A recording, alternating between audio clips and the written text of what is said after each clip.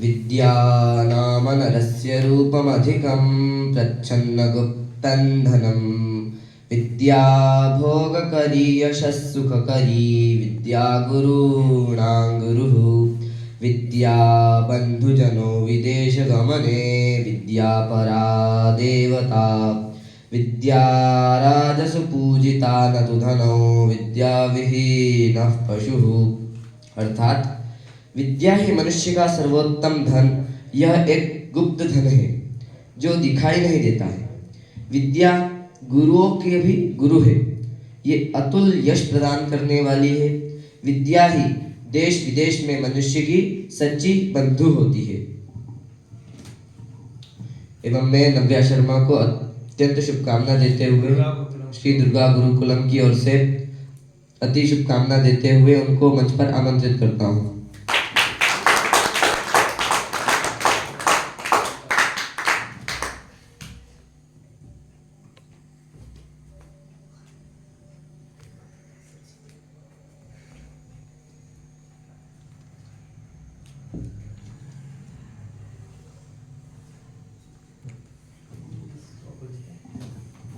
इसी प्रकार निरंतर अभ्यास करने से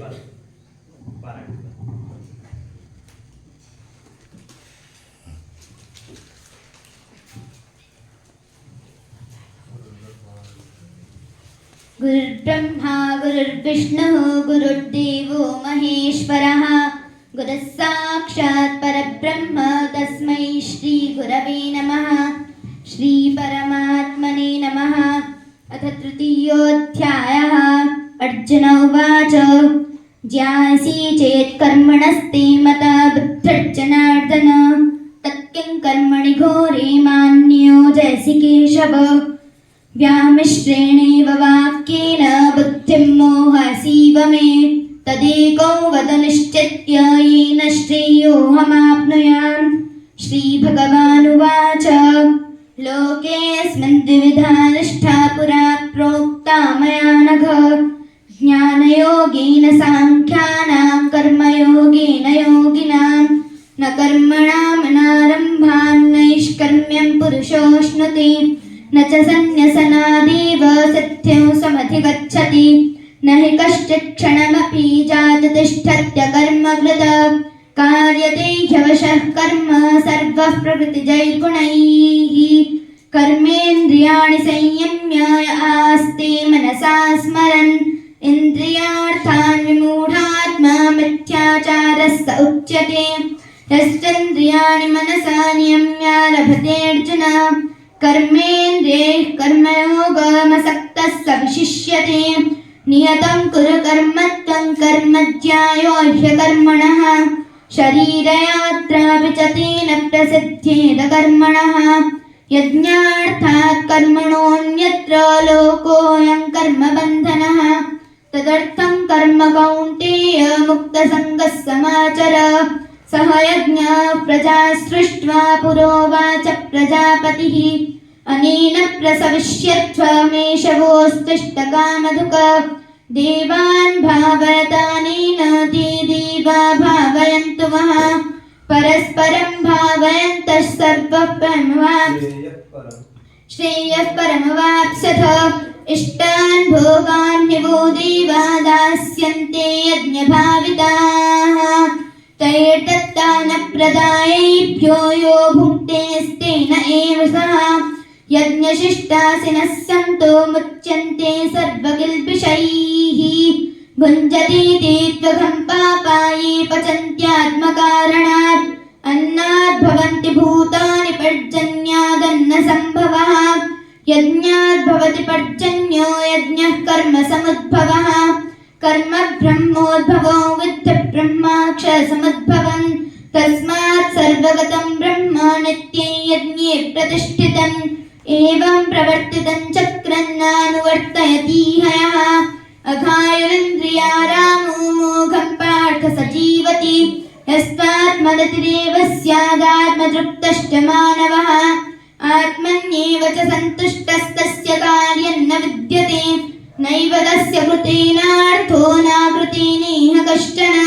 न चास्य सर्वभूतेषु कश्चिदर्थव्यपाश्रयः तस्मादसक्तः सततं कार्यं कर्म समाचर असक्तो ह्याचरन् कर्म परमात्मेति पुरुषः कर्मणैव हि संसिद्धिमास्थिता जनकादयः लोकसङ्ग्रहमेवापि सम्पश्यन् कर्तुमर्हसि यद्यदाचरतिष्ठेष्ठस्तत्तदेवेतरो जनः स यत्प्रमाणं कुरुते लोकस्तदनुवर्तते न मे पार्थास्ति कर्तव्यं त्रिषु लोकेषु किञ्चन नानवाप्तमवाप्तव्यो वर्त एव च कर्मणि यदि ह्यहं न वर्तेयं जातु कर्मण्यतन्द्रितः मम वर्त्मानुवर्तन्ते मनुष्याः पार्थ सर्वशः उत्सीदेयुरिमे लोका न कुर्यां कर्म चेदहं शङ्करस्य च कर्ता स्यामुपहन्यामिमाः प्रजाः सक्ताः कर्मण्यविद्वांसो यथा कुर्वन्ति भारत कुर्याद्विद्वांस्तथा सक्तश्चिकीर्षुल्लोकसङ्ग्रहम् न बुद्धिभेदं जनयेदज्ञानां कर्मसङ्गिनां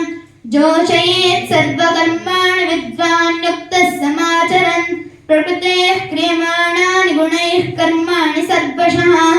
अहङ्कारविमूढात्मा कर्ताहमिति मन्यते तत्त्ववित्तु महाबाहो गुणकर्मविभागयोः गुणागुणेषु वर्तन्त इति मत्वा न सज्जते प्रकृतेर्गुणसम्मूढाः सज्जन्ते गुणकर्मसु तान् कृत्स्नविदो मन्दान् कृत्स्नविन्न विचालयेत् मयि सर्वाणि कर्माणि सन्न्यस्याध्यात्मचेतसा निराशीर्निर्ममो भूत्वा इत्यस्व विगतज्वरः ये मे मतमिदं नित्यमनुतिष्ठन्ति मानवाः श्रद्धावन्तो न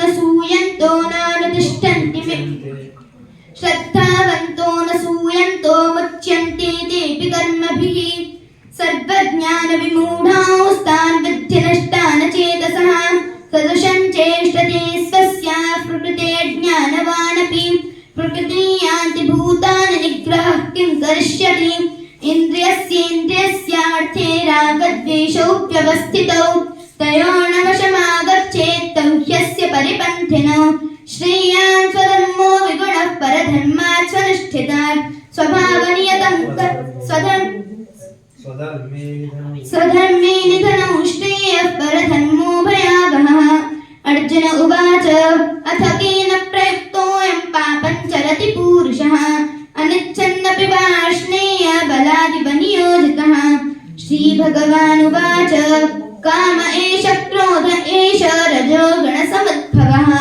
महाशनो महापाप्मा विद्येनमिह वैरिणम् धूमेनाभ्रियते वह्निर्यथादर्शो मलेन च यथोल्बेनावृतो गर्भस्तथा तेनेदमावृतम् आवृतौ ज्ञानमेतेन ज्ञानिनो नित्यवैरिणम् कामरूपेण कौन्तेय दुष्पूरेणानलेन च इन्द्रियाणि मनोबुद्धिरस्याधिष्ठानमुच्यते एतैर्विमोह्यत्येष ज्ञानमावृत्य देहिनम् तस्मात् त्वमिन्द्रियाण्यादौ नियम्य भरतर्षभ पाप्मानं प्रजह्येनो ज्ञानविज्ञाननाशनम् इन्द्रियाणि पराण्याहुरिन्द्रियेभ्यः परं मनः मनसस्तु परा बुद्धिर्यो बुद्धेः परतस्तु सः एवं बुद्धेः परं बुद्ध्वा संस्तभ्यात्मानमात्मना जयशत्रुं महाबाहो कामरूपं दुरासदम् तत्सदिति श्रीमद्भगवद्गीतासूपनिषत्सु ब्रह्मविद्यायां योगशास्त्रे श्रीकृष्णार्जुनसंवादे कर्मयोगो नाम तृतीयोऽध्यायः। हरे नमः हरे नमः हरे नमः श्रीपरमात्मने नमः। अथ चतुर्थोऽध्यायः। श्रीभगवानुवाच इमौ विवस्वते योगं प्रोक्तवानहमव्ययम् व्यस्वान्मनवे प्राहमनुरिक्ष्वाकवे ब्रवीत् एवं परम्परा प्राप्तामिमो राजर्षयो विदुः सकालीनेह महता योगो नष्टः परन्तप स एवायं मयातीत्य योगः प्रोक्तः पुरातनः भक्तोऽसि मे सखा चेति रहस्यं अपरं भवतु जन्म परं जन्म विवस्वतः कथमेतद्विजानीयात् त्वमादौ प्रोक्तवानिति श्रीभगवानुवाच बहूनि मे व्यतीतानि जन्मानि तव चार्जुन तान्यहं वेद सर्वाणि न त्वं वेत्थ परन्तप अजोऽपि सन्नव्ययात्मा भूतानामीश्वरोऽपि सन् प्रकृतौ स्वामधिष्ठाय सम्भवाम्यात्ममायया यदा यदा हि धर्मस्य ग्लानिर्भवति भारत अभ्युत्थानमधर्मस्य तदात्मानो सृजाम्यहम् परित्राणाय साधूनां विनाशाय च दुष्कृताम् धर्मसंस्थापनार्थाय सम्भवामि युगे युगे जन्म कर्म च मे दिव्यमेवं यो वेत्ति तत्त्वतः त्यक्त्वा देहं पुनर्जन्म नैति मामेति सोऽर्जुन वीतरागभयक्रोधा मन्मया मामुपाश्रिताः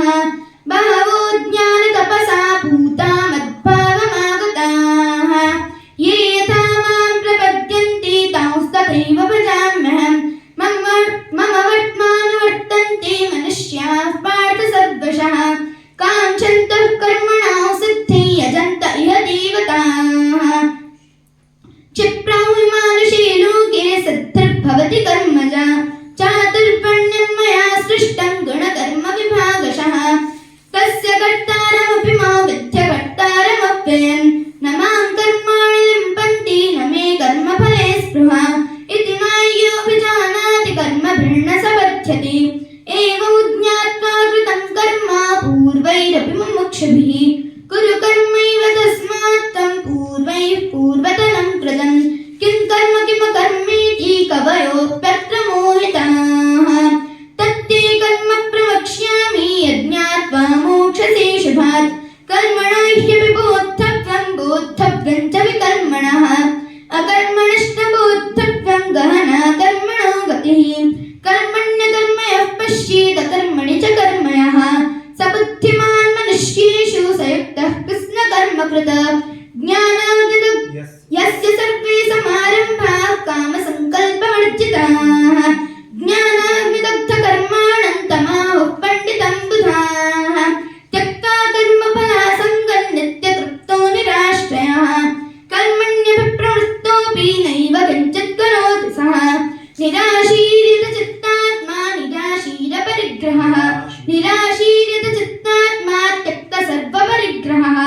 शारीरं केवलं कर्म कुर्वन्नाप्नोति किल्बिषम् यदुच्छालाभसन्तुष्टो द्वन्द्वातीतो विमत्सरः समसिद्धावसिद्धौ च कृत्वापि न निबध्यते गतसङ्गस्य मुक्तस्य ज्ञानावस्थितचेतसः यज्ञायाचरतः कर्म समग्रं प्रविलीयते ब्रह्मार्पणं ब्रह्महविर्ब्रह्माग्नौ ब्रह्मणाहुतं ब्रह्मैव तेन गन्तव्यं ब्रह्मकर्म समाधिना दैवमेवापरे यज्ञे योगिनः पर्युपासते ब्रह्माग्नावपरे यज्ञे नैवोपजुह्वति श्रोत्रादीनीन्द्रियाण्यन्ये संयमाग्निषु जुह्वति शब्दादीन् विषयानन्य इन्द्रियाग्निषु जुह्वति सर्वाणीन्द्रियकर्माणि प्राणकर्माणि चापरे आत्मसंयमयोगाग्नौ जुह्वति ज्ञानदीपिते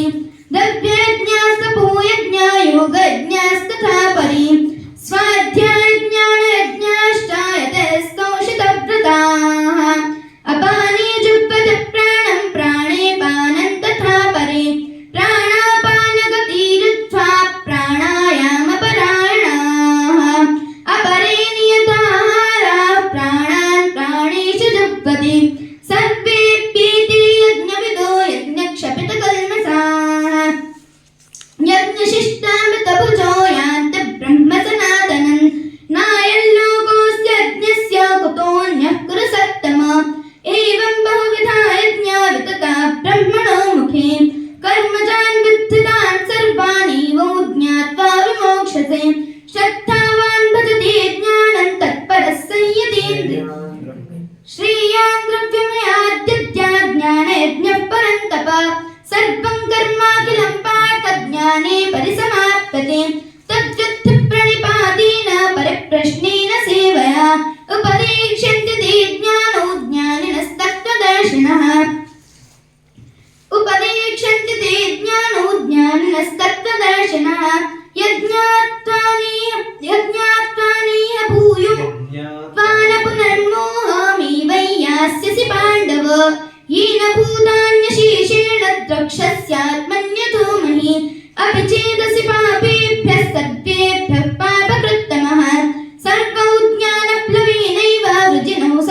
भविष्यसि यथैधांसितमिद्धोऽग्निर्भस्मसात् कुरुते अर्जुन ज्ञानाग्निस्सर्वकर्माणि भस्मसात् कुरुते तथा न हि ज्ञानेन सदृशं पवित्रमिह विद्यते तत्स्वयं योगसंसिद्धः कालेनात्मनि विन्दति श्रद्धावान् भजते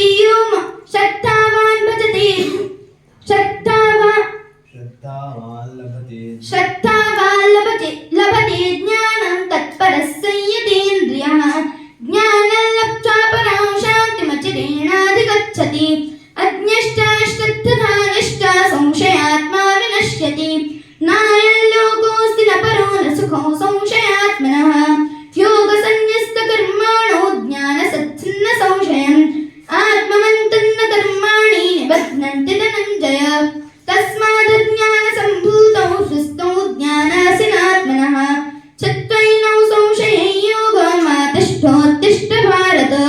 तत्सदिति श्रीमद्भगवद्गीतासूपनिषत्सु ब्रह्मविद्यायां योगशास्त्रे श्रीकृष्णार्जुनसंवादे ज्ञानकर्मसन्न्यासयोगो नाम चतुर्थोऽध्यायः। हरये नमः। अथ पञ्चमोऽध्यायः। अर्जुन उवाच सन्न्यासं कर्मणां कृष्ण पुनर्योगं च शंससि यच्छ्रेयैतयोरेकं तन्मे ब्रूहि सुनिश्चितम्। श्रीभगवानुवाच सन्न्यासः कर्मयोगश्च निःश्रेयसकरावुभौ तयोस्तु कर्मसन्न्यासात् कर्मयोगो विशिष्यते ज्ञेयः स नित्यसन्न्यासी यो न द्वेष्टि न काङ्क्षति नर्तञ्जो हि महाबाहो सुखं बन्धात् प्रमुच्यते साङ्ख्ययोगौ पृथक्बालाः प्रवदन्ति न पण्डिताः एकमप्यास्थितः सम्यग् उभयोर्विन्दते फलं यत्साङ्ख्यैः प्राप्यते स्थानं तद्योगैरपि गम्यते एकौ साङ्ख्यं च योगं च यः पश्यति स पश्यति सन्न्यासस्तु महाबाहो दुःखमाप्तुमयो गतः योगयुक्तो मुनिर्ब्रह्मणचिरेण अधिगच्छति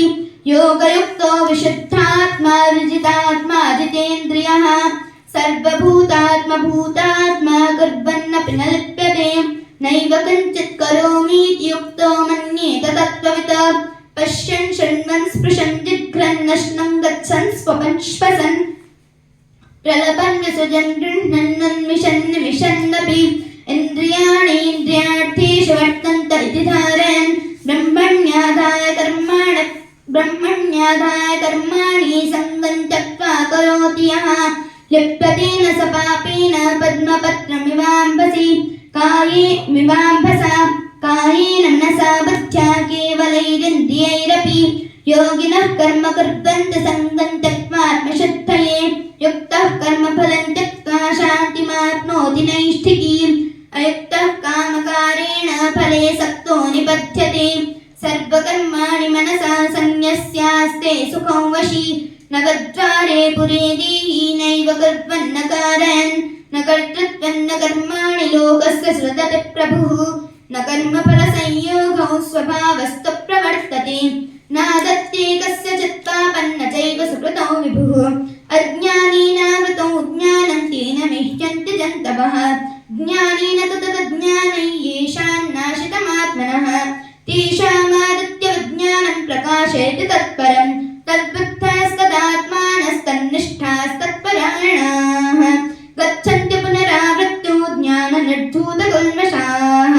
विद्याविनयसम्पन्ने ब्राह्मणे गविहस्तिनि शुनि चैव स्वपाके च पण्डिताः समदर्शिनः इहैव तैर्जितः सर्गो येषां साम्ये स्थितं मनः निर्दोषं हि समं ब्रह्म तस्मात् ब्रह्मणि ते स्थिताः न प्रश्येत् प्रियं प्राप्य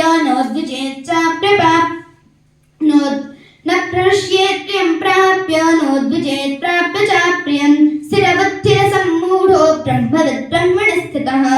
बाह्यस्पर्शेष्वसक्तात्मा विन्दत्यात्मनि यत्सुखं स ब्रह्मयोगयुक्तात्मा सुखमक्षयमश्नुते ये संस्पर्शजा भोगा दुःखयोनय एव ते आद्यन्तवन्तः कौन्तेय न तेषु रमते बुधः शक्नोति हैव स्तूढुं प्राक्शरीरविमोक्षणात् कामक्रोधोद्भवौ वेगौ स युक्तः स सुखी नरः यो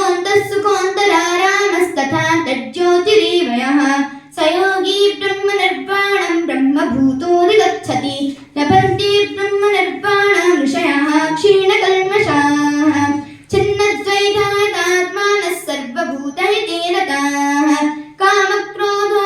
कामक्रोधवियुक्तानां यतिनायत चेतसाम् अभितो ब्रह्मनिर्वाणो वर्तते विदितात्मनां स्पर्शां कृत्वा बहिर्बाह्याश्चक्षुश्चैवान्तरे भ्रुवोः प्राणापानौ समौ कृत्वा नासाभ्यन्तरचारणौ यतीन्द्रियमनोबुद्धिर्मुनिर्मोक्षपरायणः विगतेच्छाभयक्रोधो यः सदा मुक्त एव सः भोक्तारं यज्ञतपसा सर्वलोकमहेश्वरं सुहृदौ सर्वभूतानां ज्ञात्वा मां शान्तिमृच्छति तत्सत् श्रीमद्भगवद्गीतासूपनिषत्सु ब्रह्मविद्यायां योगशास्त्रे श्रीकृष्णार्जुनसंवादे कर्मसन्न्यासयोगो नाम पञ्चमोऽध्यायः। हरे नमः हरे नमः हरे नमः। अथ षष्ठोऽध्यायः। श्रीभगवानुवाच अनाश्रितः कर्मफलं कार्यं कर्म करोति यः स सन्न्यासी च योगी च न निरग्निर्न चाक्रियः यो सन्न्यासमितप्राहरि योगन्तो विद्धि पाण्डव नैह्यसन्न्यस्तसङ्कल्पो योगी भवति कश्चन आरुक्षोर्मुनिर्योगं कर्म कारणमुच्यते योगारूढस्य तस्यैव शमः कारणमुच्यते यदा हिनेन्द्रियार्थेषु न कर्मस्वनुषज्जते सर्वसङ्कल्पसन्न्यासी योगारूढस्ततोच्यते उत्तरेदात्मनात्मानमात्मानमवसादयेत् आत्मैव ह्यात्मनो बन्धुरात्मैव रिपुरात्मनः बन्धुरात्मात्मनस्तस्य येनात्मैवात्मना जितः अनात्मनस्तु शत्रुत्वे वर्तेतात्मैव शत्रुवद जितात्मनः प्रशान्तस्य परमात्मा समाहतः शीतोष्णसुखदुःखेषु तथा मानापमानयोः ज्ञानविज्ञानतृप्तात्मा कूटस्थो विजितेन्द्रियः युक्त इत्युच्यते योगी समलोष्टाश्मकाञ्चनः सुहृन्मित्रोरिदासीना मध्यस्थद्वेष्यबन्धुषु साधुष्वपि च पापीषु समबुद्धिर्विशिष्यते योगी युञ्जीत सततमात्मानो रहसि स्थितः एकाकीयतचित्तात्मा निराशीरपनिग्रहः शुचौ देशे प्रतिष्ठाप्य स्थिरमासनमात्मनः नात्युत्सितन्नादिनीचं चैलाजिनकुशोत्तरम् तत्रैकाग्रं मनः कृत्वा यतचित्तेन्द्रियक्रियः उपविश्यासने युज्याद्योगमात्मविशुद्धये समङ्काय शिरोग्रीवं धारयन्न चलो स्थिरः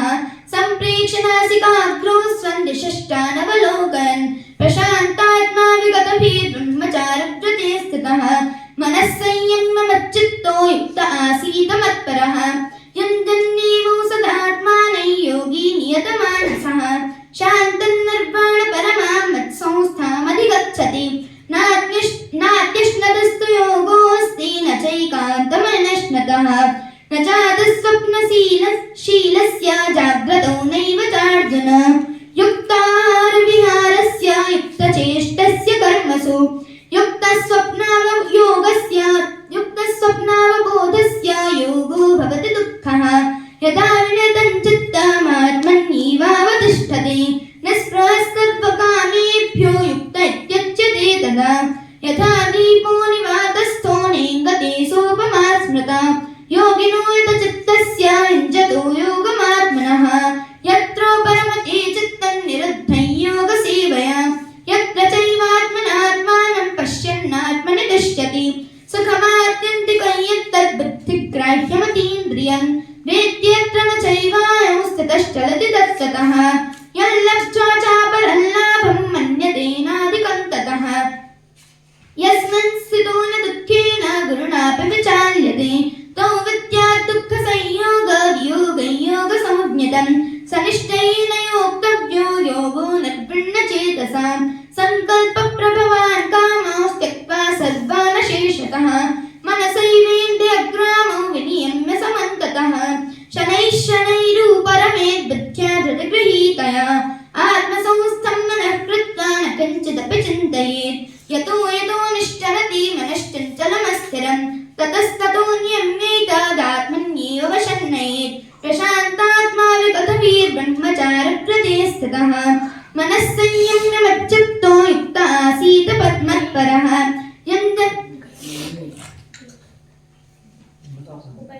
उपैति शान्तरजसं ब्रह्मभूतमकल्मषं यञ्जन्नेवो सदात्मानं योगी विगतकल्मषः सुखेन ब्रह्मसंस्पर्शमत्यन्तं सुखमश्नुते अनादिमत्परं ब्रह्म सर्वभूतेषु सर्वभूतानि चात्मनि ईक्षते योगयुक्तात्मा सर्वत्र समदर्शिनः यो मां पश्यति सर्वत्र सर्वं च मे पश्यति तस्यान्न प्रणश्यामि स च मे न प्रणश्यति सर्वभूतस्थितः यो मां भजत्येकत्वमास्थितः सर्वदा वर्तमानोऽपि न स भूयोऽभिजायते सर्वदा वर्तमानोऽपि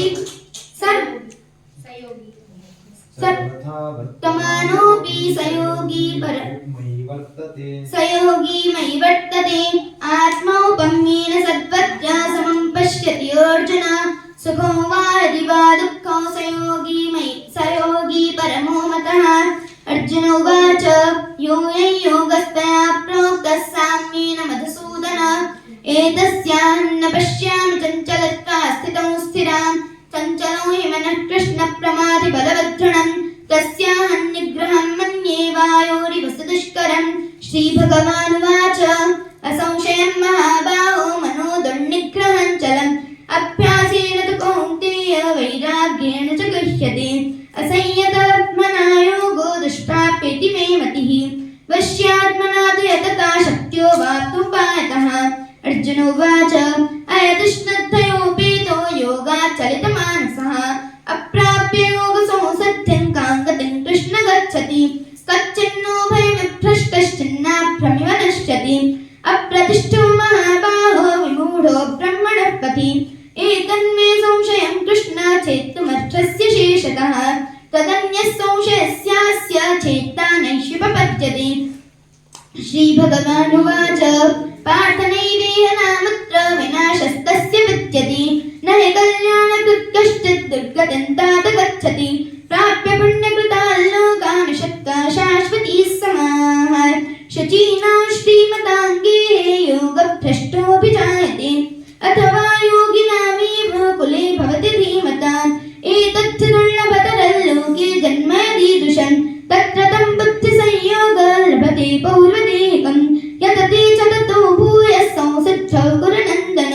पूर्वाभ्यासेन तेनैव ह्रियते ह्यवशोऽपि सः जिज्ञासुरपि योगस्य शब्दब्रह्माति वर्तते प्रयत्नाद्यतमानस्तु योगी संशुद्धकिल्बिषः अनेकजन्म संशुद्धस्ततो याति पराङ्गतिं तपस्विभ्योऽधिको योगी ज्ञानिभ्योऽपि मतोऽधिकः कर्मभ्यष्टाधिको योगी तस्माद्योगी भवार्जुन योगिनामपि सर्वेषां मद्गतेनान्तरात्मना श्रद्धावान् भजते यो मां समे युक्ततमो मतः तत्सदिति श्रीमद्भगवद्गीतासूपनिषत्सु ब्रह्मविद्यायां योगशास्त्रे श्रीकृष्णार्जुन संवादे आत्मसंयमयोगो नाम षष्ठोऽध्यायः। हरये नमः हरये नमः।